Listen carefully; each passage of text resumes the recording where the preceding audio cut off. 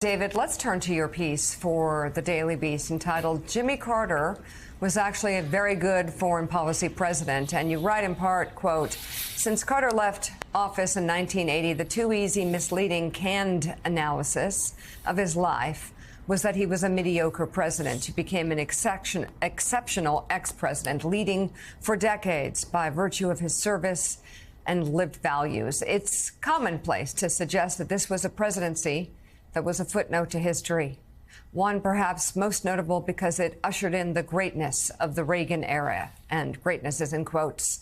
As happens so often, in this case, this conventional wisdom is exactly wrong. Carter was in virtually every respect superior to Reagan, especially in areas like foreign policy and the restoration of American leadership. Indeed, even out of office, Carter proved both more visionary and far more principled and courageous on world affairs than most of his successors were.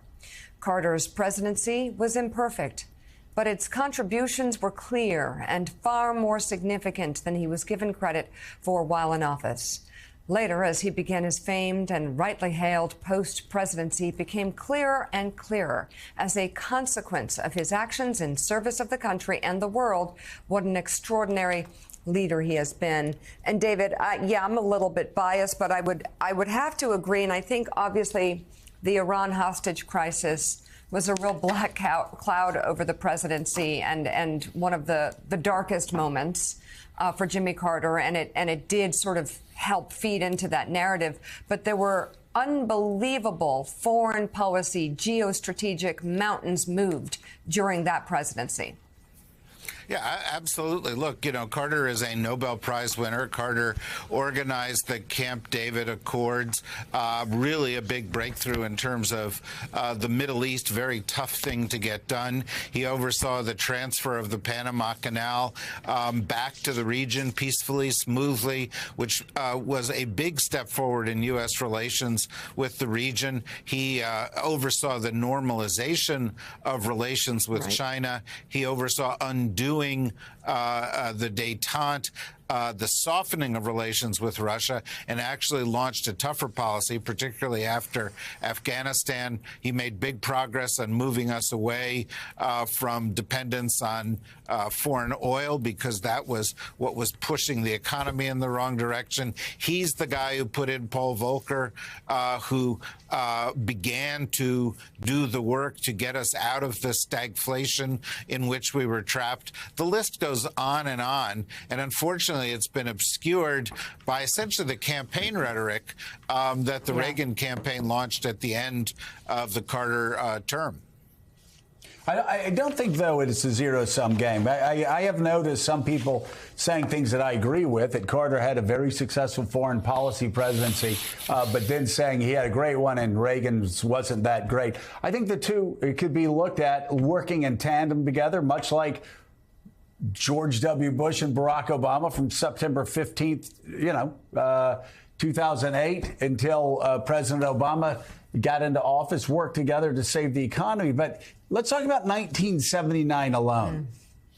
Camp David in 1979 stopped ground wars between Israel and its Arab enemies, which had been a constant since 1948. The opening of China, it created the world we live in, globalization. Even Afghanistan, Russia goes into Afghanistan, and it's the Carter administration that is pushing hard to actually help undermine Russia there.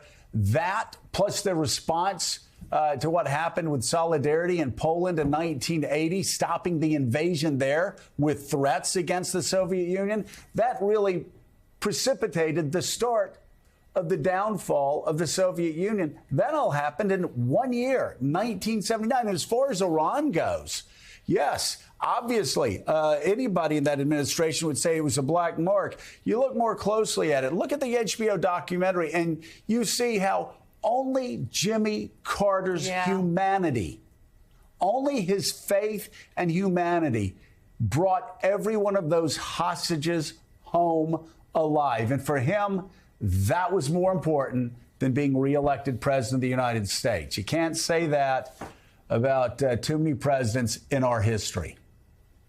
No, I think when we look at Jimmy Carter as he is in the last days of his life here, one thing we have to acknowledge is we probably haven't seen a better human being as president in our lifetime.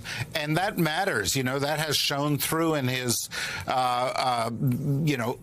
his term in office and his compassion, and also in the long game. And, he deserves a lot more credit than he gets. And I think now at this particular moment in his life, it's a good time to re-examine that and to question some of the myths that existed around him, because I think they're wrong.